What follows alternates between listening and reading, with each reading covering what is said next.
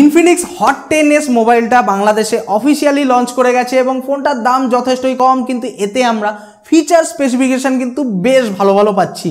তো এই মোবাইলে কি ফিচার স্পেসিফিকেশন থাকছে, মোবাইলটা কেমন হবে আপনাদের জন্য, সেই সমস্ত ব্যাপারে বিস্তারিত জানতে হলে ভিডিওটা শেষ পর্যন্ত দেখুন। অনেক কিছুই জানতে পারবেন আপনারা এই মোবাইলের ব্যাপারে। তো শুরু করা যাক আজকের ভিডিও। হ্যালো ফ্রেন্ডস, আমি আনন্দ আর লিমিটলেস আনন্দ চ্যানেলে আপনাদের স্বাগত।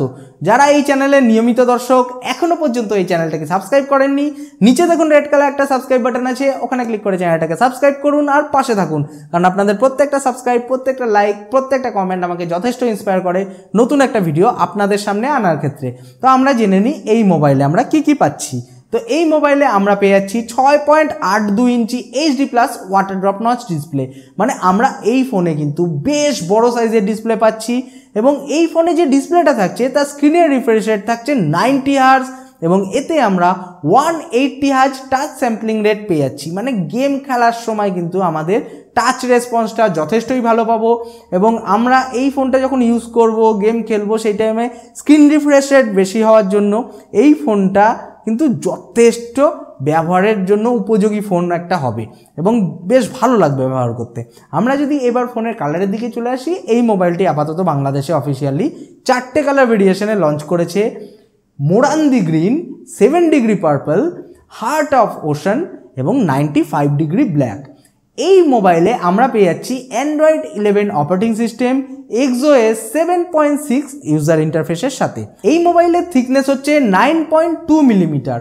মোবাইলটা হালকা একটু মোটা মনে হতে পারে, অবশ্য মোটা হবেই না কেন, কারণ এতে কিন্তু আমরা বেশ বড় সাইজের ব্যাটারি পাচ্ছি। এই মোবাইলে আমরা 6000 mAh এর জাম্বো ব্যাটারি পেয়ে যাচ্ছি, মানে আমরা মোবাইলে ব্যাটারি ব্যাকআপটা যথেষ্টই ভালো পাবো এবং এতে আমরা রেগুলার 10 ওয়াট চার্জিং সাপোর্ট পাচ্ছি, বিশাল ফাস্ট চার্জিং সাপোর্ট থাকছে না এই ফোনে। এই মোবাইলে আমরা মাইক্রো USB চার্জিং কানেক্টর পাচ্ছি। এটা যদি USB Type-C চার্জিং কানেক্টর হতো তাহলে হয়তো আরও বেশি গ্রহণযোগ্য হতে পারতো মোবাইলটা, কারণ এখনকার দিনে যে ফোনগুলোই লঞ্চ করে সেইগুলো যদি USB Type-C চার্জিং কানেক্টরের সাথে লঞ্চ করে তাহলে আরও বেশি গ্রহণযোগ্য বা আরও বেশি ভ্যালু ফর মানি ফোন বলে মনে হয়। তো সেই হিসাবে মাইক্রো USB এখন চলে না, Type-C হলে বেশি ভালো হতো। এছাড়া এই মোবাইলে আমরা 3.5mm হেডফোন পোর্ট পেয়ে যাচ্ছি। সিকিউরিটি দিক থেকে দেখতে গেলে এই মোবাইলে আমরা পেয়ে যাচ্ছি রেয়ার মাউন্টেড ফিঙ্গারপ্রিন্ট স্ক্যানার এবং ফেস আনলকের ফেসিলিটি। এবার আমরা সোজা চলে আসি এই ফোনের ক্যামেরার দিকে।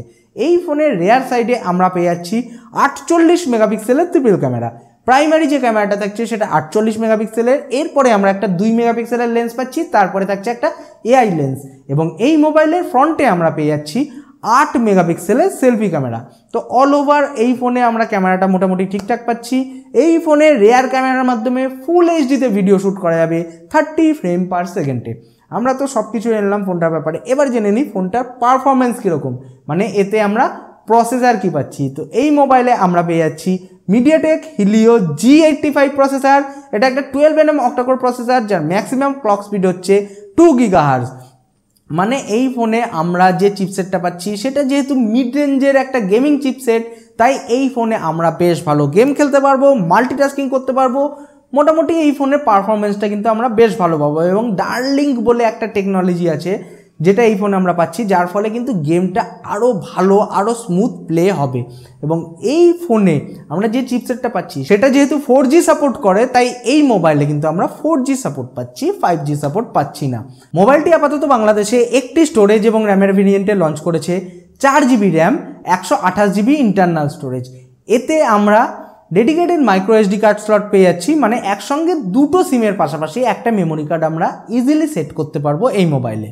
আমরা তো সব কিছু এনলাম এই ফোনটার ব্যাপারে, এবার জেনে নিই ফোনটার দাম কত। তো এই ফোনটার দাম হচ্ছে 12,990 টাকা বাংলাদেশি টাকা হিসাবে। তো এই মোবাইলটার ব্যাপারে আপনাদের কি ধারণা, আপনাদের কি মত, অতি অবশ্যই আমাকে কমেন্ট করে জানান, কারণ আপনাদের প্রত্যেকটা কমেন্ট যথেষ্টই গুরুত্বপূর্ণ আমার কাছে। এই ভিডিওটা ভালো লেগে থাকলে, এখনো পর্যন্ত লাইক না করে থাকলে ভিডিওটাকে লাইক করুন। পরবর্তী ভিডিওতে আবার দেখা হবে, বাই।